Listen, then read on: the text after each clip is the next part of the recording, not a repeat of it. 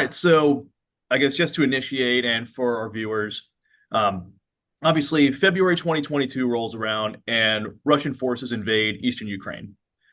In response to that, historically neutral Finland and Sweden submitted applications of membership to join NATO.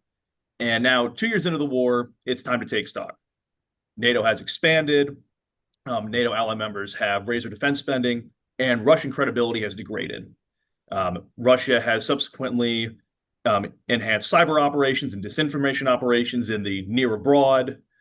And essentially, I mean, we're at a point now where we need to look and see is this the jumpstart that NATO needed to reinvigorate itself by adding Finland and Sweden? And what does this mean for the future of European security and geopolitics in general? So I wanted to start with a question, open discussion for our panelists. What's going to be the most significant contributions that Finland and Sweden bring to the alliance? Alexander, let me jump in a little bit. And this comes from a senior defense official that I had an opportunity to engage with before I retired from Norway. And he was talking about Norway's reorientation as a result of Sweden and Finland joining NATO, because naturally and geographically, Norway would love to be focused on north and to the west of their country. But before the addition of Finland and Sweden, they had to cover down significantly into the Baltic Sea. And his takeaway for the biggest reason why NATO would benefit from the addition of Finland and Sweden was that Norway could reorient to where they're naturally inclined to focus, which is to the north and to the west, and would allow Sweden and Finland now to cover down to the south and to the east throughout the Baltic Sea in a way that really played to their strengths and allowed Norway to play into their strengths. Excellent, excellent. Dr. Packer? Well, the greatest significance is that it changes the equation in the Baltic. As you may know, Alex, I've been very concerned about the situation in the Baltic Sea, given that the Russians have that exclave in Kaliningrad. So the addition of Sweden and Finland has, I wouldn't say it has neutralized Kaliningrad, but it has reduced the effectiveness that the Russians can exploit Kaliningrad. Whereas before, the Russians could use it to cut off the Baltic states from the rest of NATO. Now, with Sweden and Finland, the Baltic has become, in many ways, a NATO lake, which now exposes the Russians inside that area. Dr. Gastel? Yes, Sweden and Finland's accession to NATO fosters a more stable and secure Europe. Both countries possess a deep expertise in confronting Russian tactics, unlike some southern and western NATO members, and their contributions can be examined on several levels, like, for example, the military enhancement. Both will enhance military capabilities, bringing strategic assets, experience, and also understanding of how to counter Russian expansionism. For example, they also seriously approach the alliance financial requirements. For example, while NATO struggles to meet its 2% of GDP defense spending target among all members, Finland will exceed it this year at 2.3%, and Sweden will reach the 2% goal, which shows that actually they are seriously treating the financial obligations. When it comes to military enhancement, despite their neutrality, Sweden maintained a capable military with cutting-edge technology and also a robust military industrial sector. And we've got plenty of examples, like the fourth-generation Gripen fighter jets, which makes also Swedish Air Force the largest in the Nordic region. They've got Leopard 2 main battle tanks and also Gotland-class attack submarines, which are ideal for the shallow waters of the Baltic Sea, and also they will be very important in anti-submarine warfare. We've got Sweden unique amphibious troops, fast combat boats, which also will enhance NATO's flexibility and defensive options in coastal warfare. So we've got plenty of dimensions. For example, the political dimension. Both countries have significantly contributed to the Ukrainian war effort.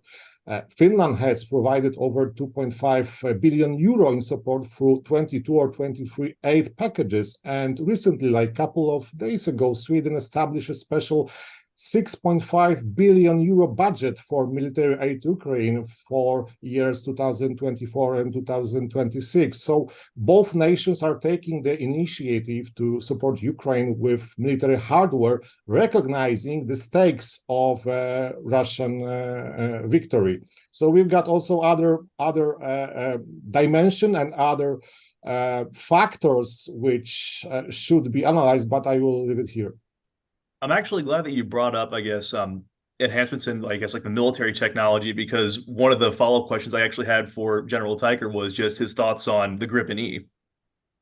No, so I think that the combination of industrial, economic, and military factors that the two panelists just pointed out really punctuate the importance of adding those two countries into NATO. And as someone that has operated both with Swedish-made equipment and with those two militaries in Sweden and Finland that are already extremely capable and pretty well integrated into NATO tactics, now having them as a part of the alliance allows us from the very ground up to create tactics and operations with capabilities in the economic, industrial, and military realms that are already superb. And I just look forward to seeing how NATO thrives as a result of now real, true, trusted integration with those two powerhouses in the north of NATO. Oh, for sure, for sure. And also, this is just, I guess, kind of a more military technology nerd out thing on my end. But have you guys seen, I guess, going back to the more amphibious assaults and things like that, their CB-90 fast assault craft that can go over like the rocks and things like that? I think it can go like 50 miles an hour or something ridiculous. And I don't know, I just thought that was really cool.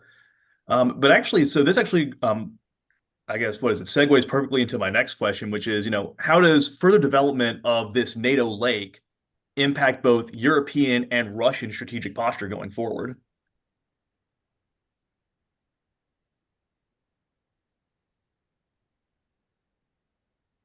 Dr. Packer?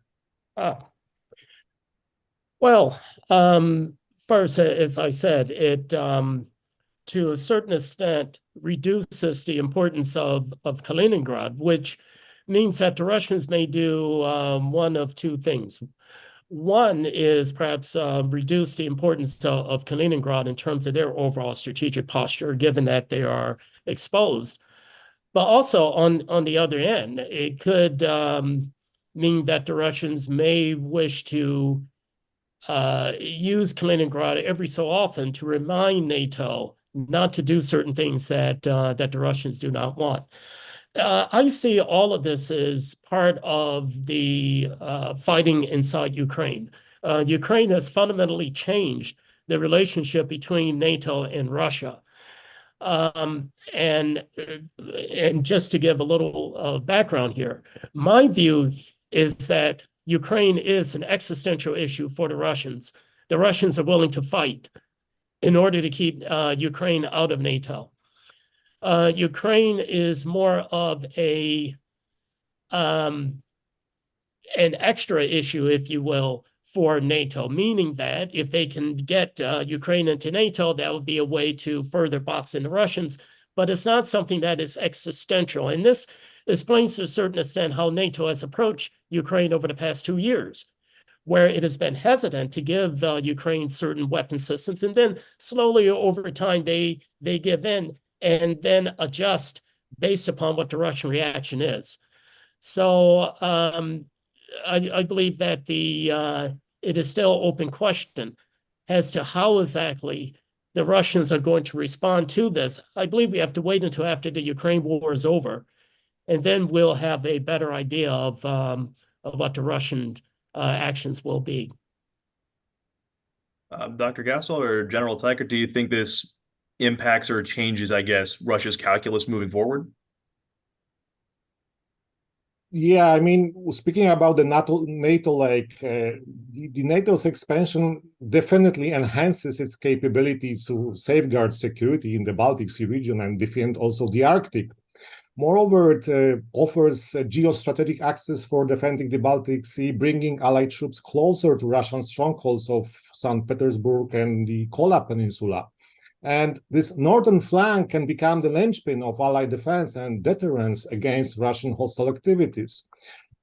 We can also mention Sweden's geographical position, which makes it an essential part of any NATO defense plan, a fact recognized even by Warsaw Pact forces.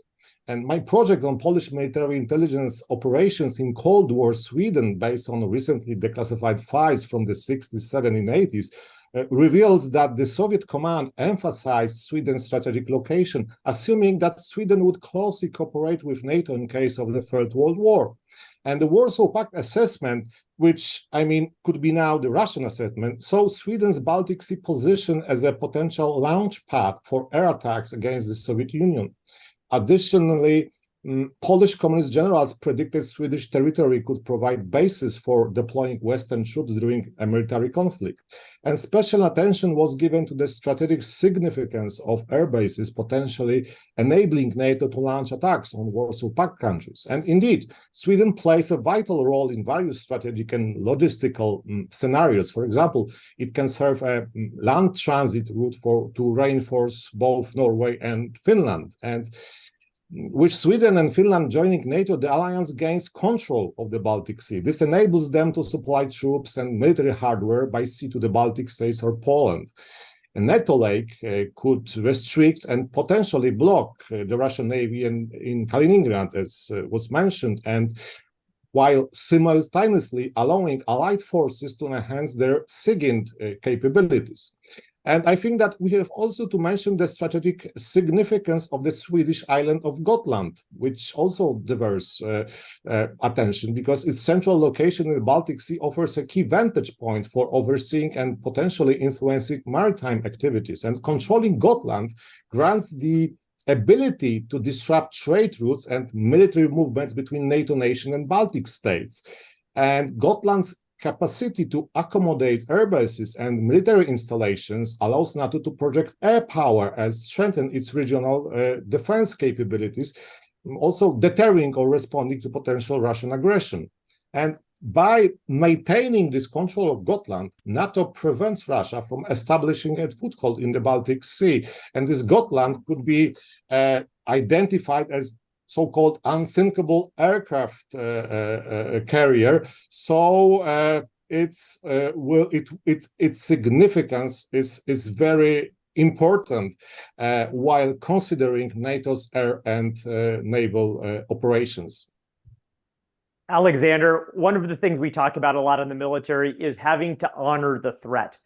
And as Russia is looking at now a doubled land border of NATO alongside of Russia, and now something that is clearly a dominated maritime area, a NATO lake, if you will, in the Baltic Sea, means that they've got to factor in defense against maritime and land assets along those lines of effort from NATO.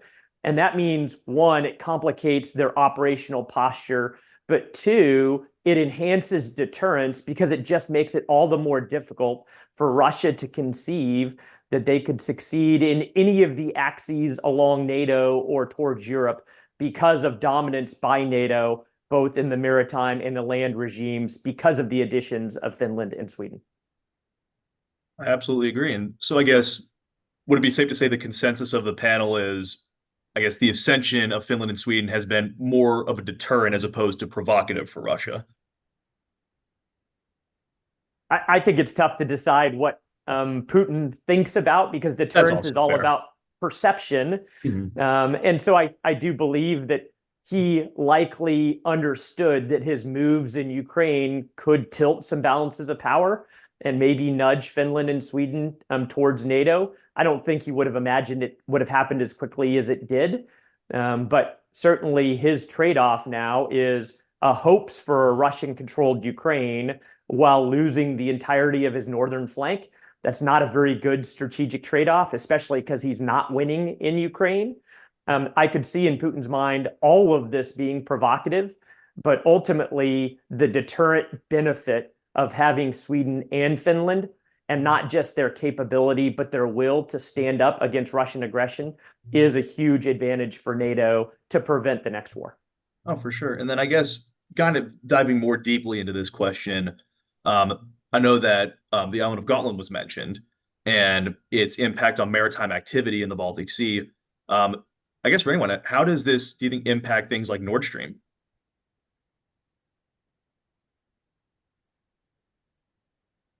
Dr. Packer?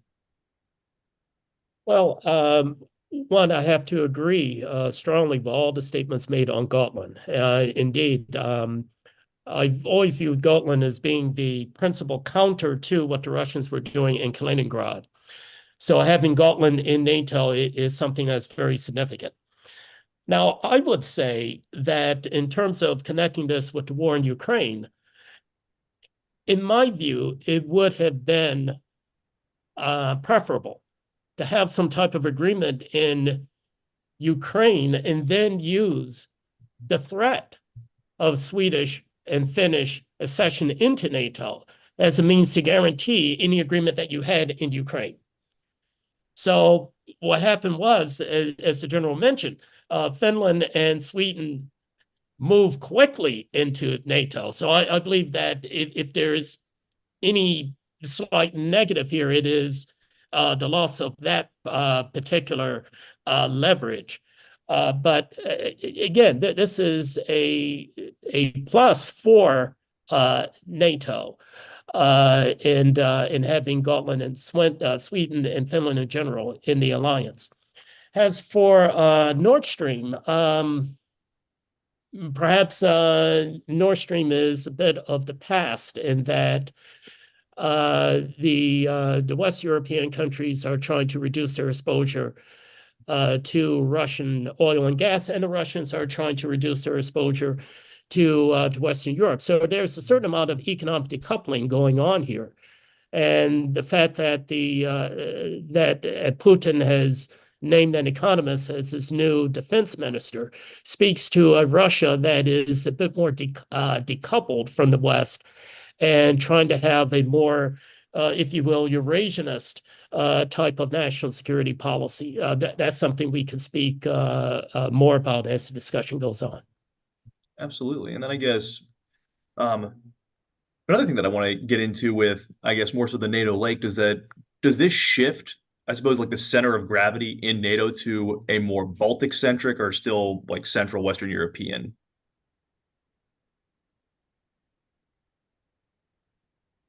I think Russia's, Alexander, I think Russia's got to honor the threat. So while we may internally debate about where the center of gravity is, that all of these elements of NATO are something that Russia has to consider in any potential operations in the future. And that makes their job significantly more difficult with a substantial presence of NATO in the Baltic region or in the north.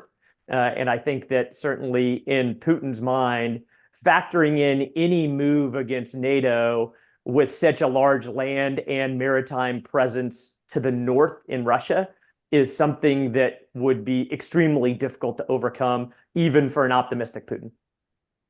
That's fair. And so I guess I know that Dr. Packer and I had mentioned this before when discussing Russia. I suppose now with the ascension of Finland and Sweden, I guess one could make the argument that it would be much more difficult for the Russians to, if they decided to, commence some type of operation punching through the Suwalski Gap. I was wondering if you could have any more or expand on that a bit. I just would like to briefly come back to Nord Stream because it's important to also frame this discussion about the Western cooperation with Russia. And looking back to 2014, it's worth examining how a large part of Western European countries reacted to Russia's annexation of Crimea and the occupation of Eastern Ukrainian territories at the time.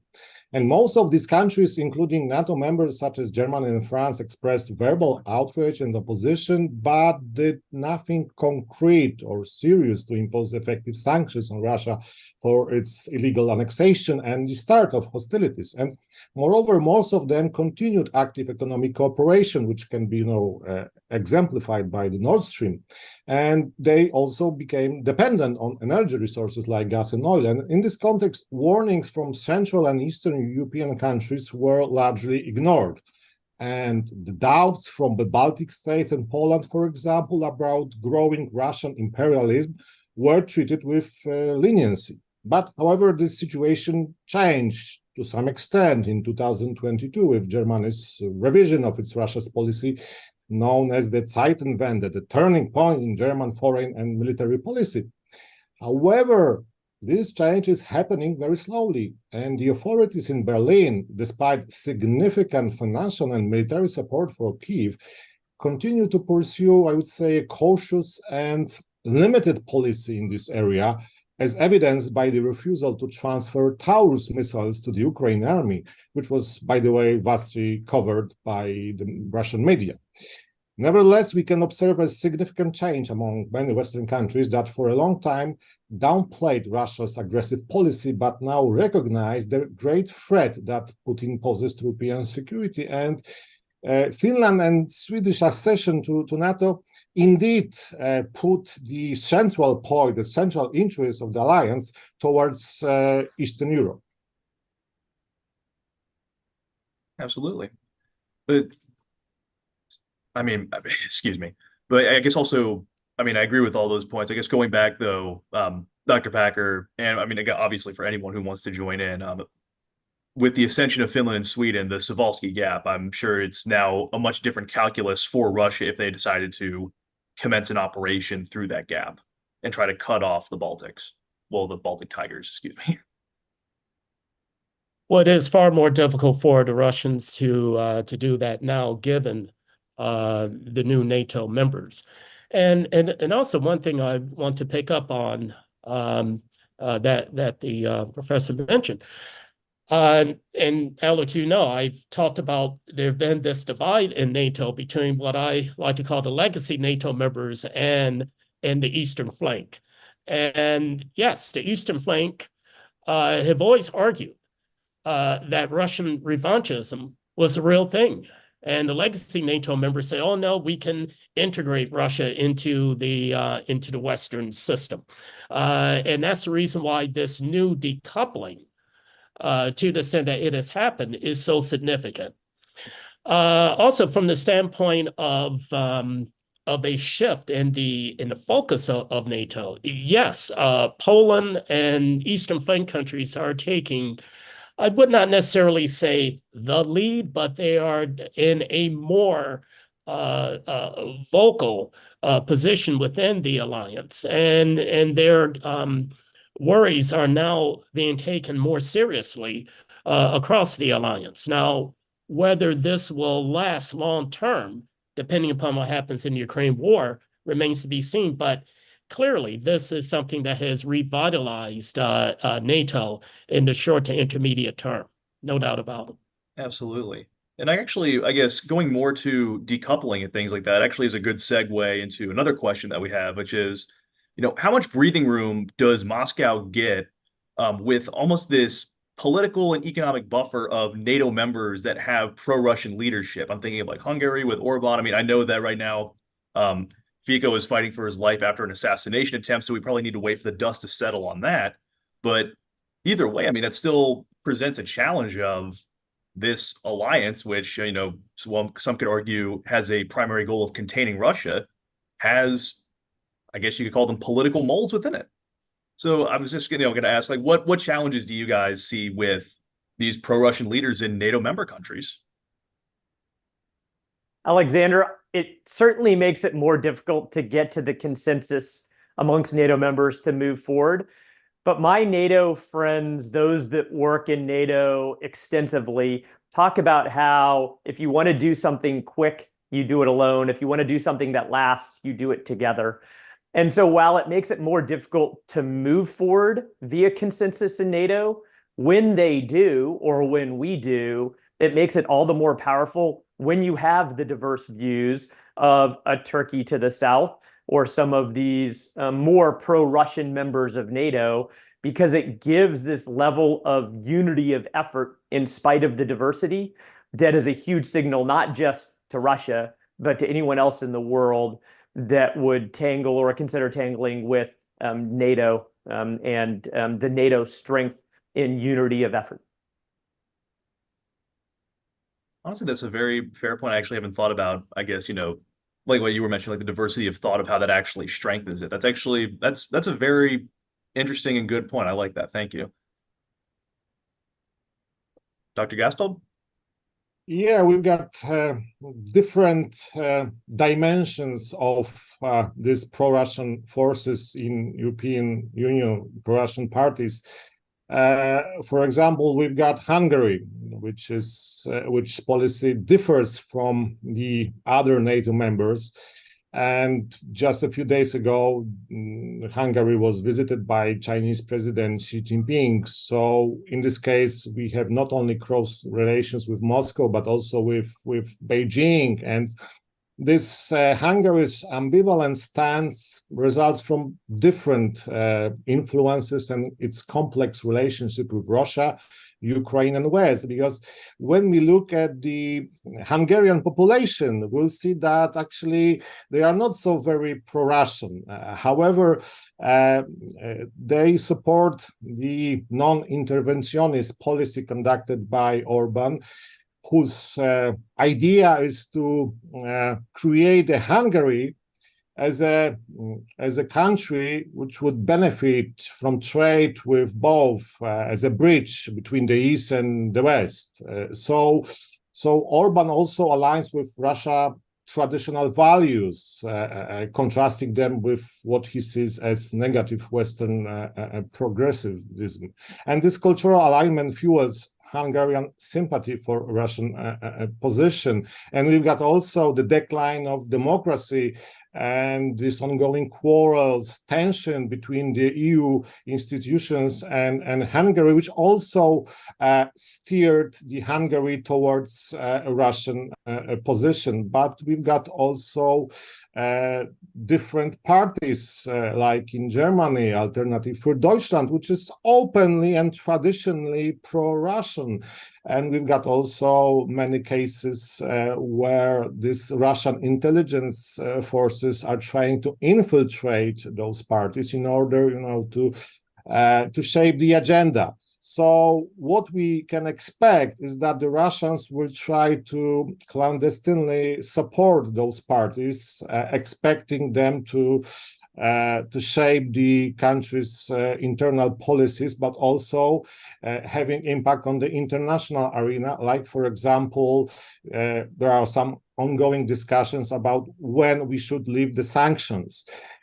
What kind of equipment should be sent to Ukraine, and how long those countries, I mean Western countries, will continue to support Ukraine, what the taxpayers will say, and so on and so on. So that's a real threat.